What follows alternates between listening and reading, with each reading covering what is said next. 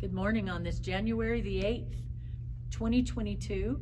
I hope you're doing well today, and I'm so glad that you've joined us.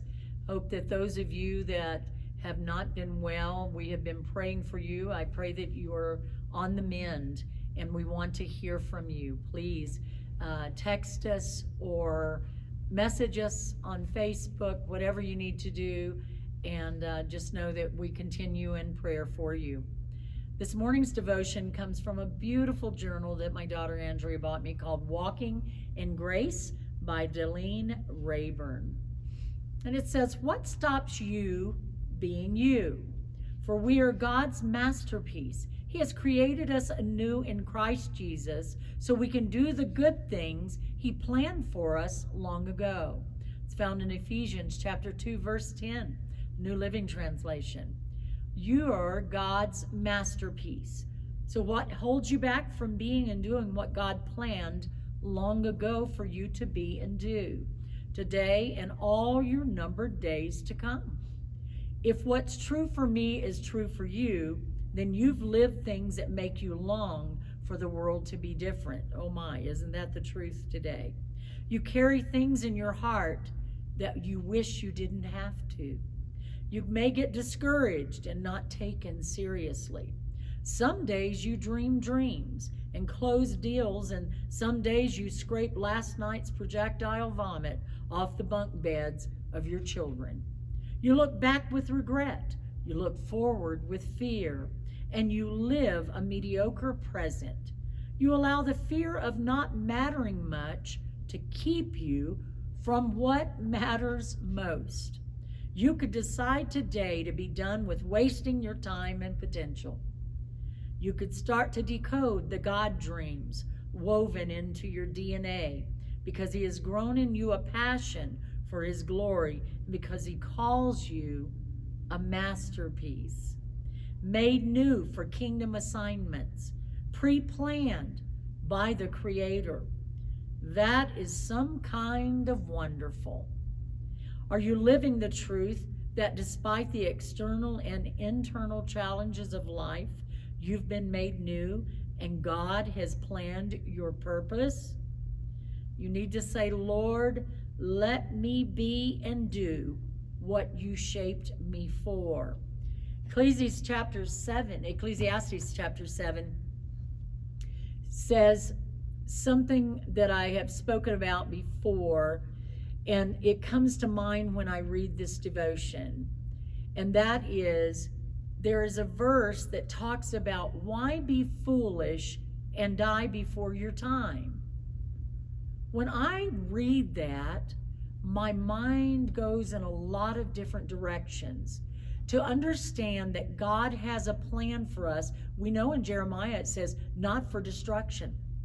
He has a hope and a future, and it's a good one, if we walk in the way of the Lord and in His will. And that's an easy thing to do. Someone said, but I don't know the will of God. I think when you open your heart and your life and quit pulling back, but allow God to move through you, He will place those opportunities right in front of you. You have to be wise. You have to be observant. But that verse that says, why be foolish and die before your time, could mean, and I believe it does mean, that we can put those things in our lives. It could be addictions of some sort. And addictions come in many different forms and fashions. It's not just drinking and doing drugs. There are a lot of addictions in people's lives that keep them detoured from what God would have them to do. So that verse to me says, God knows when you cross that point of no return and you stray so far from Calvary. We've talked about it already. Stray so far that all the things He had planned and He knew you were capable of, whether you felt that way about yourself or not. Pastor Curley just preached about it on Sunday morning.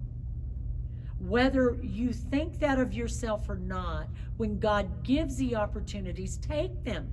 Don't be foolish and allow things to come in your life that detour you from the precious will of God, where there's safety, even if God were to take you at an earlier age, because that's his design. Isn't it better to go to him knowing you had done all that you were supposed to do on this earth, and then he knew it was time to rest? I often say that about my husband. I don't know very many people that accomplished as much as he accomplished in his life. Even when I read the obituary where he did this in his vision for Christian education, but he was a manager at Focus on the Family, and he was doing this, and he was into music for the church and worship for all of those things. There are some people that will live out their life to even be 90 and live a long life, but never accomplish all that God had in mind for them. Let's be mindful of those things this year. Let's open our mind and our lives and our hearts and allow Jesus to move through us. Let's see how many souls can be won to the kingdom this year. Let's count and see how many baptisms there can be. I thought about the end of this last year, even through my husband's sickness, when he would be right there. Maybe he could no longer baptize them, but we had our ministry that were on either side of that baptistry and watching them one after another, whether it was child or adult or those coming from a recovery rehab center where they were trying their best to get a grip on life and to be all they could be for God and for their families and for themselves. God, help us today. I want to be renewed in you. I want your love and your goodness to be there, but God, I want to give back continually. I pray that this audience today, this listening audience that's going to be reading through your word with us, God, I pray that they would open their hearts, not just, oh God, I love you, but to really put a foot forward and allow themselves to be used of you. Oh, how you love that. What a great gift that is to you in 2022. I ask your blessings on the reading today. Anoint us, because your word is already anointed. Let us hear, and then let us be doers of your word. In Jesus' name, amen. Before we begin our reading in Esther and finish up the book of Esther today, I want to say thank you to Family Worship Center. I want you to see these beautiful roses sitting here, and they have been here for days now because we are very frugal, or try to be, in this large building. And so the heat is turned down pretty low at night, even the coolness outside. Now, as one of my credentials being a florist, it must be just the right temp. Not as cold maybe as our refrigerators for flowers and such, the temp, but it's a pretty good temp to keep roses looking like this, as fresh and new as they were when the church gave them to me and blessed me with a love offering for Christmas and New Year's as I returned back from being with family for the holiday season. So again, Family Worship Center, thank you so very much for your love and your kindness that you've shown through the years. You're precious to me. Esther chapter 6, reading from the New Living Translation. That night the king had trouble sleeping, so he ordered an attendant to bring the book of the history of his reign so it could be read to him. In those records he discovered an account of how Mordecai had exposed the plot of Bigthana and Teresh, two of the eunuchs who guarded the door to the king's private quarters. They had plotted to assassinate King Xerxes. What reward or recognition did we ever give Mordecai for this? The king asked.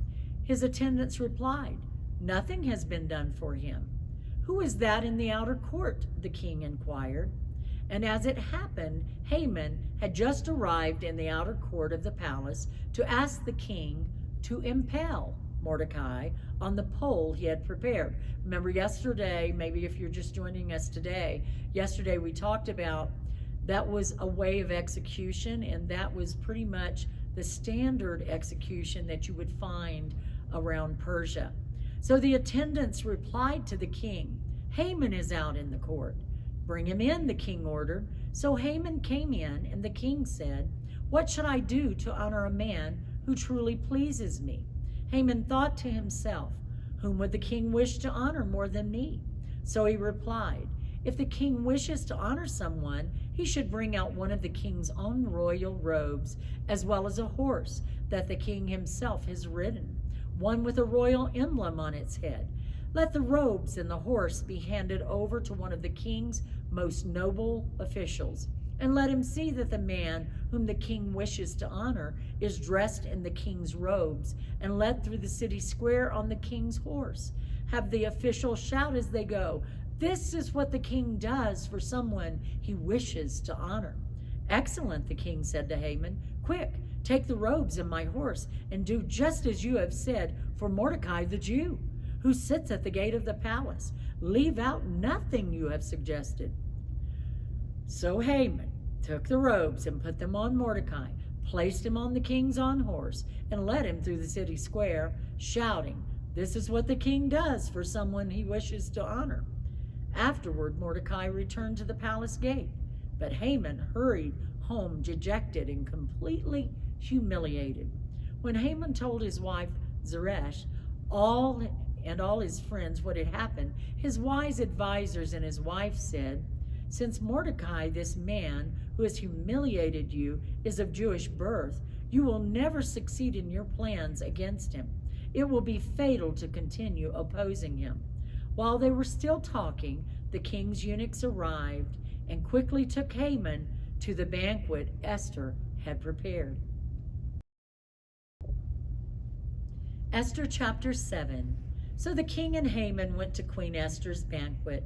And on the second occasion, while they were drinking wine, the king again said to Esther, "Tell me what you want, Queen. Esther, what is your request? I will give it to you, even if it is half the kingdom." Queen Esther replied, "If I have found favor with the king, and if it pleases the king to grant my request, I ask that my life and the lives of my people will be spared.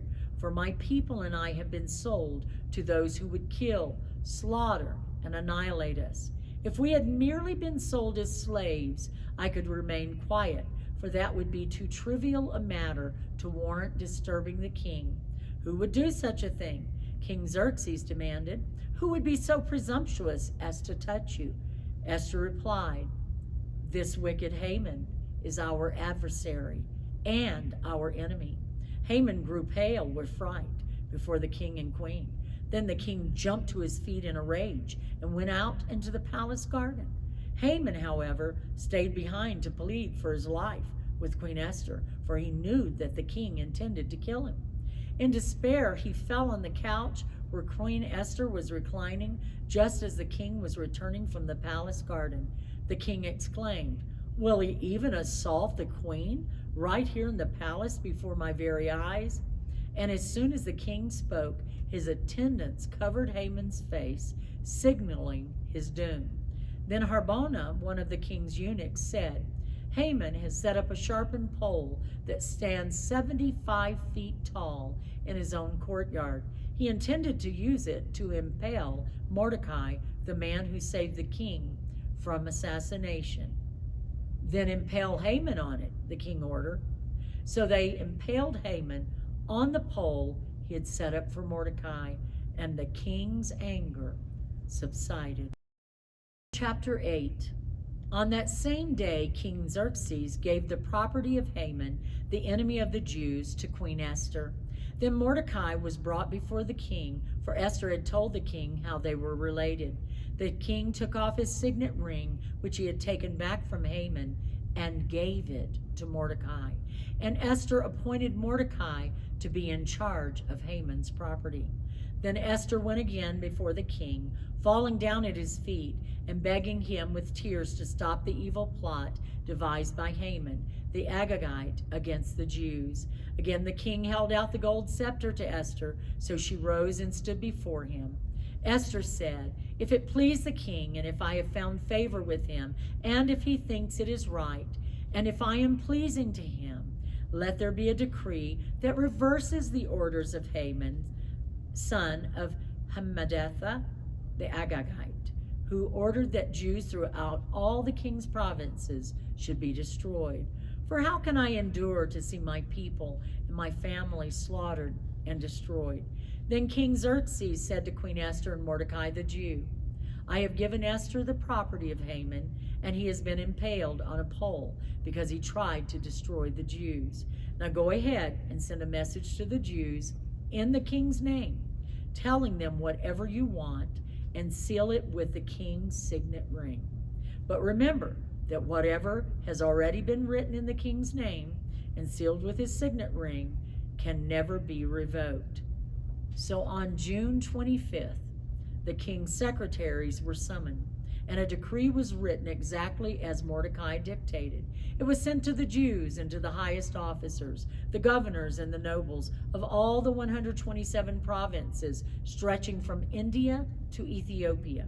The decree was written in the scripts and languages of all the peoples of the empire, including that of the Jews. The decree was written in the name of King Xerxes and sealed with the king's signet ring. Mordecai sent the dispatches by swift messengers who rode fast horses, especially bred for the king's service. The king's decree gave the Jews in every city authority to unite to defend their lives. They were allowed to kill, slaughter, and annihilate anyone of any nationality or province who might attack them or their children and wives, and to take the property of their enemies. The day chosen for this event throughout all the provinces of King Xerxes was March 7th of the next year. A copy of this decree was to be issued as law in every province and proclaimed to all peoples, so that the Jews would be ready to take revenge on their enemies on the appointed day. So urged on by the king's command, the messengers rode out swiftly on fast horses, bred for the king's service. The same decree was also proclaimed in the fortress of Susa.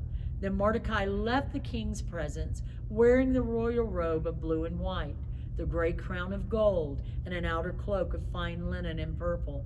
And the people of Susa celebrated the new decree. The Jews were filled with joy and gladness and were honored everywhere. In every province and city, wherever the king's decree arrived, the Jews rejoiced and had a great celebration and declared a public festival and holiday. And many of the people of the land became Jews themselves, for they feared what the Jews might do to them. Esther chapter 9. So on March 7th, the two decrees of the king were put into effect. On that day, the enemies of the Jews had hoped to overpower them, but quite the opposite happened. It was the Jews who overpowered their enemies. The Jews gathered in their cities throughout all the king's provinces to attack anyone who tried to harm them. But no one could make a stand against them, for everyone was afraid of them. And all the nobles of the provinces, the highest officers, the governors, and the royal officials helped the Jews for fear of Mordecai. For Mordecai had been promoted in the king's palace, and his fame spread throughout all the provinces as he became more and more powerful. So the Jews went ahead on the appointed day and struck down their enemies with the sword. They killed and annihilated their enemies and did as they pleased with those who hated them. In the fortress of Susa itself, the Jews killed 500 men. They also killed Parshandatha, Daphan, Aspatha, Poratha, Adalia, Aridatha, Parmashta, Arisai, Aradai, and Vaisatha, the 10 sons of Haman, son of Hammedatha. And I'll say that word over. I believe it's Hammedatha, the enemy of the Jews. But they did not take, listen to this, they didn't take any plunder. That very day when the king was informed of the number of people killed in the fortress of Susa, he called for Queen Esther. He said, the Jews have killed 500 men in the fortress of Susa alone, as well as Haman's 10 sons. If they have done that here, what has happened in the rest of the provinces? But now, what more do you want? It will be granted to you. Tell me, and I will do it. Esther responded, if it please the king, give the Jews in Susa permission to do again tomorrow as they have done today, and let the bodies of Haman's 10 sons be impaled on a pole. So the king agreed, and the decree was announced in Susa, and they impaled the bodies of Haman's 10 sons. Then the Jews at Susa gathered together on March 8th and killed 300 more men, and again they took no plunder. Meanwhile, the other Jews throughout the king's provinces had gathered together to defend their lives. They gained relief from all their enemies, killing 75,000 of those who hated them, but they did not take any plunder. This was done throughout the provinces. On March 7th and on March 8th, they rested, celebrating their victory with a day of feasting and gladness. The Jews at Susa killed their enemies on March 7th and again on March 8th, and then rested on March 9th, making that their day of feasting and gladness. So to this day, rural Jews living in remote villages celebrate an annual festival and holiday on the appointed day in late winter, when they rejoice and send gifts of food to each other. Mordecai recorded these events and sent letters to the Jews near and far throughout all the provinces of King Xerxes, calling on them to celebrate an annual festival on these 2 days. He told them to celebrate these days with feasting and gladness, and by giving gifts of food to each other and presents to the poor. This would commemorate a time when the Jews gained relief from their enemies, when their sorrow was turned into gladness and their mourning into joy. So the Jews accepted Mordecai's proposal and adopted this annual custom. Haman, son of Hammedatha, the Agagite, the enemy of the Jews, had plotted to crush and destroy them on the date determined by casting lots. The lots were called Purim. But when Esther came before the king, he issued a decree causing Haman's evil plot to backfire, and Haman and his sons were impaled on a sharpened pole. That is why this celebration is called Purim, because it is the ancient word for casting lots. So because of Mordecai's letter and because of what they had experienced, the Jews throughout the realm agreed to inaugurate this tradition and to pass it on to their descendants and to all who became Jews. They declared they would never fail to celebrate these 2 prescribed days at the appointed time each year. These days would be remembered and kept from generation to generation and celebrated by every family throughout the provinces and cities of the empire. This festival of Purim would never cease to be celebrated among the Jews, nor would the memory of what happened ever die out among their descendants. Then Queen Esther, the daughter of Abihail, along with Mordecai the Jew, wrote another letter putting the queen's full authority behind Mordecai's letter to establish the festival of Purim. Letters wishing peace and security were sent to the Jews throughout the 127 provinces of the empire of Xerxes. These letters established the festival of Purim, an annual celebration of these days at the appointed time, decreed by both Mordecai the Jew and Queen Esther. The people decided to observe this festival just as they had decided for themselves and their descendants to establish the times of fasting and mourning. So the command of Esther confirmed the practices of Purim, and it was all written down in the records. Esther chapter 10 will be our final reading for today. King Xerxes imposed a tribute throughout his empire, even to the distant coastlands. His great achievements and the full account of the greatness of Mordecai, whom the king had promoted, are recorded in the book of the history of the kings of Media and Persia. Mordecai the Jew became the prime minister with authority next to that of King Xerxes himself. He was very great among the Jews, who held him in high esteem because he continued to work for the good of his people and to speak up for the welfare of all of their descendants. What a beautiful book. What a beautiful story. We don't like to pray for our enemies. I don't see where anybody got down and prayed for their enemies. They prayed about their enemies because it was a time of fasting and much prayer. And again, those words, for such a time as this. I'm amazed, at least in reading our account, in this New Living Translation or the King James Version, New King James Version, the beautiful account of really a queen that was quite an administrator. When I listened to what else do you want? Yeah, I will give you half the kingdom. She had an answer. She had thought this through, and she was listening to the voice of God, and she had an answer for the king who was her husband. And God always, listen, he will always go before us.